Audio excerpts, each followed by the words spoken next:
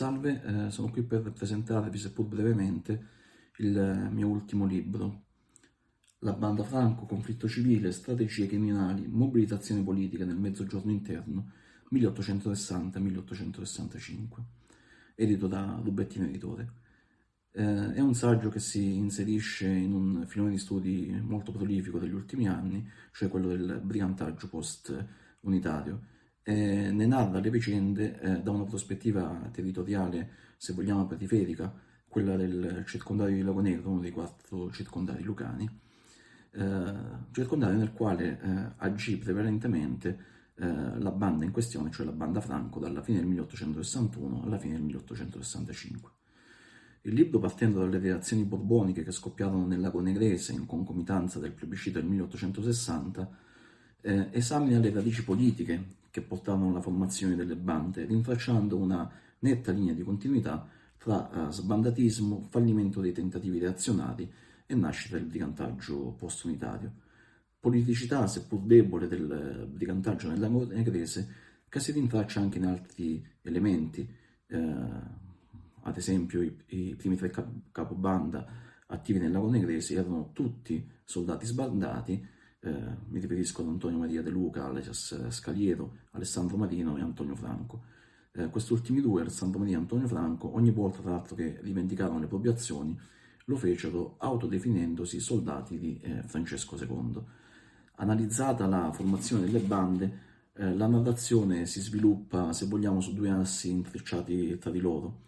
Per un verso si ricostruisce il ciclo operativo della banda e il modus operandi della banda, nel quale risaltano azioni politiche mirate, con la banda che si inserisce tra l'altro anche in lotte fra fazioni che si contendevano il potere comunale. Mi riferisco agli omicidi Grimaldi e Castronuovo. Grimaldi era capitano della Guardia Nazionale di Francavilla e Castronuovo era il cognato del sindaco di Cersosimo, quindi azioni politiche mirate, però è soprattutto una incessante attività criminale con la quale la banda sosteneva se stessa a danno del territorio e che colpì le popolazioni locali con una crescente polarizzazione della violenza negli ultimi 2 anni di attività. Franco evitò il più possibile gli scontri con le truppe unitarie, consapevoli della scarsa forza militare della propria banda.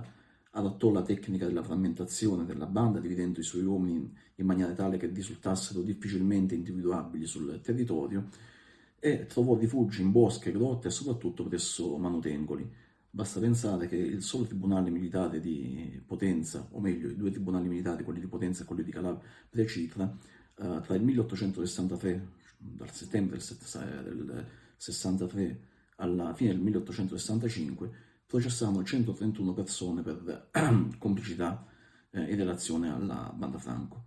Questo modus operandi, tra alti e bassi, garantì alla banda circa 4 anni di attività. Il secondo asse narrativo è costituito invece dal modo con cui gli unitari affrontarono il problema del brigantaggio nel circondario di Lago Negro.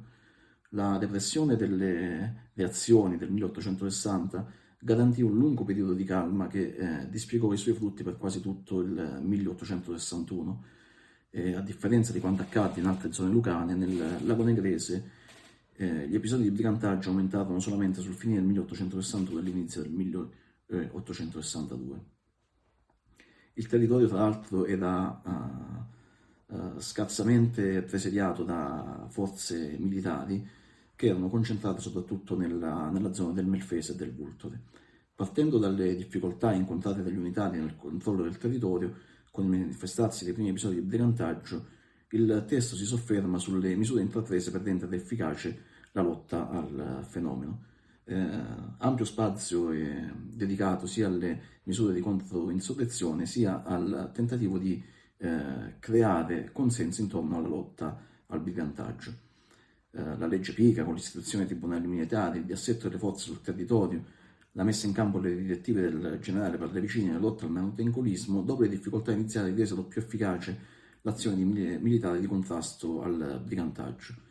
Parallelamente, come dicevo prima, alla creazione delle commissioni provinciali per la repressione del brigantaggio, con l'istituzione di pensioni per i danneggiati e di premi per chi avesse catturato o ucciso briganti, tentò di creare consenso intorno alla lotta al fenomeno. L'insieme di misure di controinsurrezione, di creazione e di consenso portò a un isolamento crescente della banda sul territorio, questo almeno a partire dal 1864 in poi. La tesi principale del libro, vado subito alle conclusioni perché il tempo sta per scadere, la tesi principale del libro è che lo Stato poco alla volta procedette alla messa in sicurezza del territorio e quindi alla messa in sicurezza delle popolazioni rurali che erano vittime delle violenze della banda, guadagnando la fiducia della popolazione. E questo rese possibile una maggiore partecipazione dei civili alla lotta al brigantaggio. In altre parole, la questione fondamentale che era in gioco era quella del monopolio della violenza da parte dello Stato. Monopolio della violenza da parte dello Stato che venne garantito tramite un'efficace azione militare nel 1865 che di fatto comportò anche un crollo dell'attività della banda nello stesso anno, tant'è che Franco decise di intavolare trattative di resa con il sottoprefetto di Lago Negro, trattative che saltarono e il brigante venne assicurato alla giustizia 2 mesi dopo e poi giudicato al Tribunale Militare di Potenza nel dicembre del 1865.